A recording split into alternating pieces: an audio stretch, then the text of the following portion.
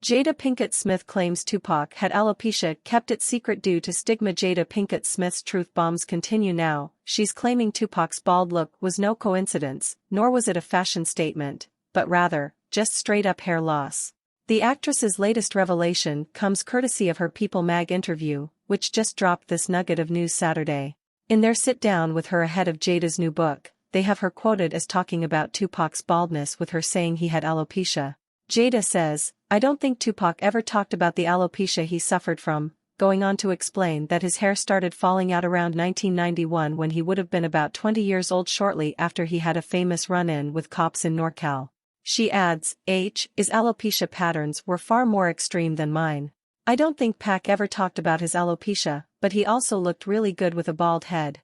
But that was during a time and during an era that he just wouldn't talk about it. One thing she does firmly believe: if Pac was alive today, he'd probably talk about it openly. This is fascinating for a couple reasons. For starters, it would seem to explain Tupac's bald look in the latter years of his life, when he was most famous. While he was younger and on the rise, he rocked notable dose, particularly in the film Juice. It's also interesting because alopecia was apparently at the center of the whole Oscars slap last year when Chris Rock cracked a joke about Jada, spurring Will Smith to get up there and slap him. Alopecia proved to be a touchy subject, and even now, Jada thinks Chris took a low blow by referring to her condition. Still, Jada says she couldn't believe Will did what he did, especially when he called her his wife, a term she says they hadn't used in years. By the way, this new Tupac news follows yet another big headline from earlier in the week, namely, Jada calling the late rapper her soulmate, but insisting they never banged.